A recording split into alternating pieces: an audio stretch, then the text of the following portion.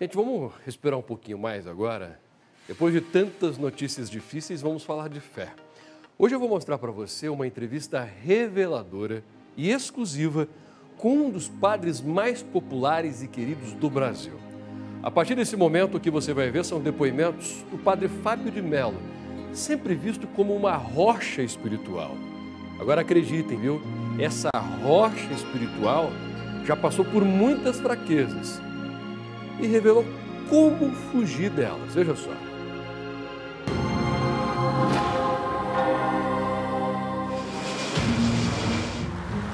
Rio de Janeiro. Em um bairro elegante de uma rua arborizada, está uma espécie de refúgio de um homem que dedica sua vida ao sacerdócio. Não é um prejuízo ser cristão, é um benefício. Quando a porta se abre, surge a figura jovem e sóbria de um religioso de palavras firmes. Padre Fábio, bom dia. Oi, querido. E sorriso acolhedor. Uma honra estar contigo aqui. A honra é toda minha. Muito obrigado pela oportunidade. Obrigado por aceitar o nosso convite. Prazer imenso. Ali está Fábio José de Melo Silva, Da beleza. no vigor de seus 47 anos. Ocidental, né? O cristianismo. Não é um momento qualquer. Em todos os lugares do mundo. Ele está prestes a admitir suas próprias debilidades. Será uma conversa arrebatadora. Padre Fábio, a razão do nosso encontro hoje é que o senhor vai quebrar uma barreira. Com prazer. O senhor está pronto para isso? Estou, porque quando eu aceitei o convite de ser entrevistado por você, eu sabia que eu seria respeitosamente investigado naquilo que hoje eu acho importante partilhar. Não é um assunto Não é fácil. uma invasão de privacidade, não é um assunto fácil, é um assunto que me dói ainda, mas eu farei com muita satisfação porque eu sei que muitas pessoas que vão nos assistir podem ser beneficiadas pela minha partilha. Em outros momentos, alicerçados em seus passos firmes, vai empreender uma viagem ao passado para também explicar o presente e projetar o futuro. Vai percorrer seus caminhos. Não irá poupar sequer suas contradições. É sempre bom estar a caminho. É sempre bom estar à procura da verdade. Hoje, portanto, vamos penetrar nas barreiras da depressão, da síndrome do pânico. Vamos sem problema. Algo que quase o venceu. Quase me venceu. Eu cheguei a pensar que não daria conta.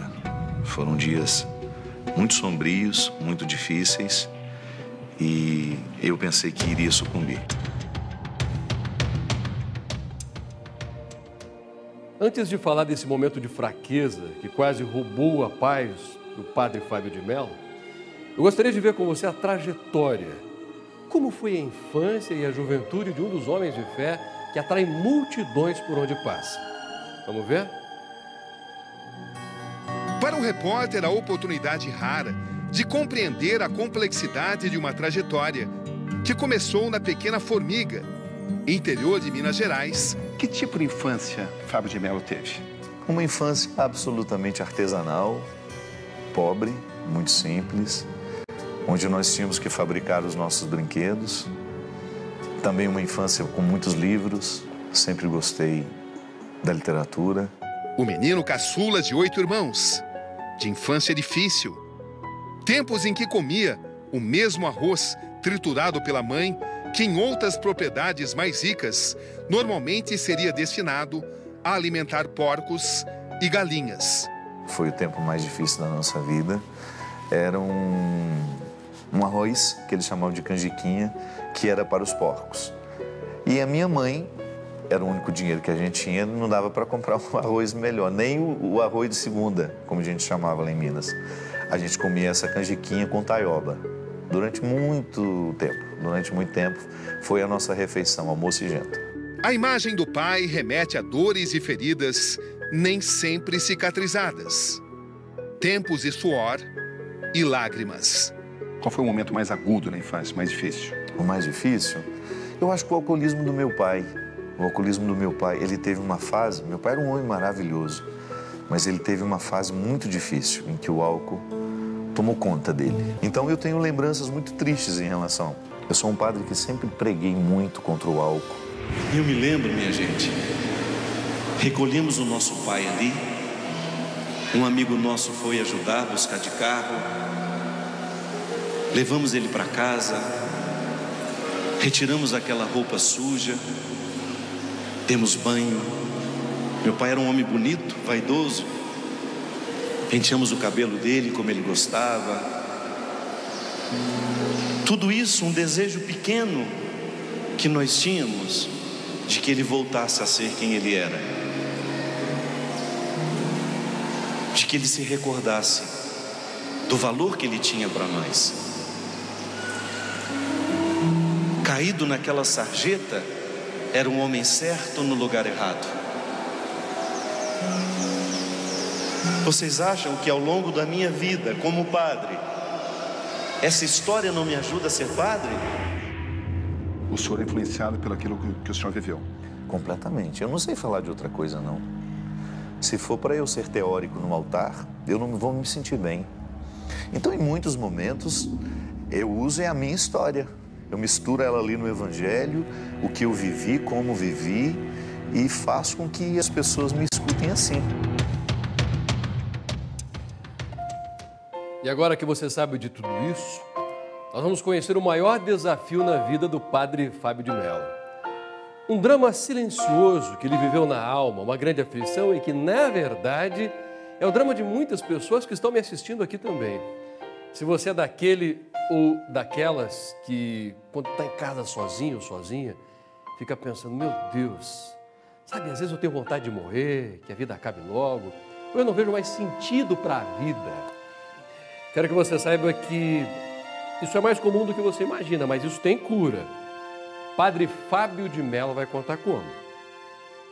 Na sala tomada pelo silêncio profundo, é hora de ajustar contas com ela, a síndrome e tudo que ela dele tirou.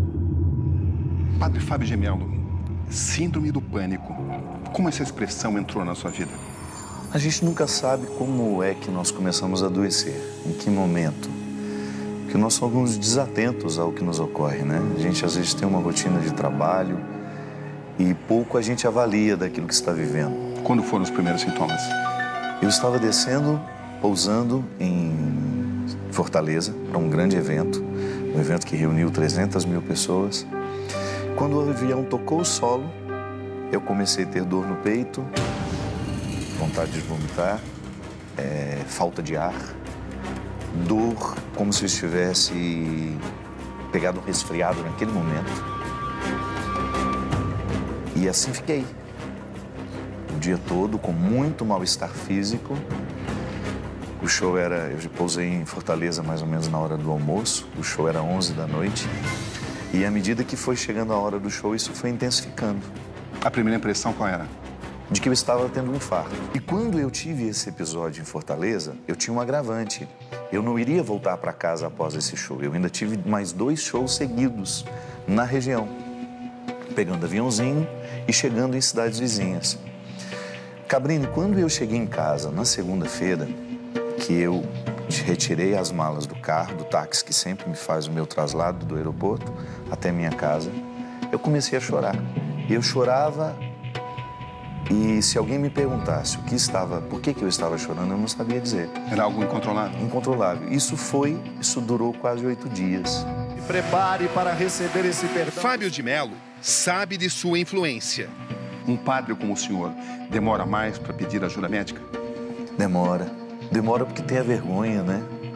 Imagina você que eu falo com milhões de pessoas todas as semanas, sei, sem nenhuma vaidade, que o meu ministério restitui o sentido da vida de muitas pessoas. Muitas pessoas saem de suas dores, vencem os seus lutos a partir do meu trabalho e de repente eu não tinha o mesmo que eu oferecia a elas. É muito difícil dar esse passo. É muito difícil dar esse passo e dizer, por favor, me ajude. E é interessante que por mais que eu estivesse cercado de pessoas ali e os meus amigos mais próximos, eu tenho uma privacidade muito preservada, sabe? Então, são pouquíssimas as pessoas que frequentam a minha casa. Porque eu acho que a casa é um lugar muito sagrado. É um território muito precioso. Então, eu gosto de ter ali as pessoas que, de fato, estão em conexão comigo, que me amam. e que não só me admiram. Essas pessoas estavam dentro da minha casa e eu olhava no rosto delas, não tinha nenhuma em que eu confiasse para dizer o que eu precisava dizer. Talvez você tenha se identificado com essa história e vai se identificar ainda mais, porque pode ser que você que está me assistindo aqui agora tenha sofrido recentemente muitas perdas na sua vida. Sabe aquilo que foge do seu controle? Ou pode ser uma pessoa que você ama que vai embora, o final de um relacionamento, pode ser alguém que morreu, pode ser as finanças que infelizmente estão diferentes. Quanta coisa te deixa depressivo, quanta coisa te coloca medo, te empurra para baixo. O Padre Fábio de Mello vai falar sobre um pouco disso também. Uma sucessão de eventos. A morte da irmã Heloísa em 96, vítima de um acidente de ônibus. Preso às canções, entregue às paixões que nunca tiveram fim. Do amigo Robinho, que partiu depois de uma luta contra o câncer.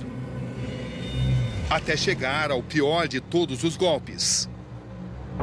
O suicídio da irmã Cida, repleto de simbologias e sentimentos de culpa. Foi dentro da cozinha da minha casa, e eu me lembro como se fosse agora. Eu abracei a minha funcionária, que não é minha funcionária, Cabrini, até que ela é minha mãe. Ela cuida de mim há mais de 10 anos. Eu abracei ela naquele momento e eu fiz uma associação muito lúcida que me conectou ao que estava me fazendo sofrer. A minha irmã tinha se matado no dia 29 de setembro. A Cida. A irmã com quem eu tive a maior ligação na minha infância e que depois, para eu crescer, Cabrini, eu precisei fazer um processo de desligamento dela, porque o sofrimento dela era muito meu e não era justo aquilo. Na terapia, no processo terapêutico, eu descobri que eu levava o sofrimento dela mais do que ela mesma.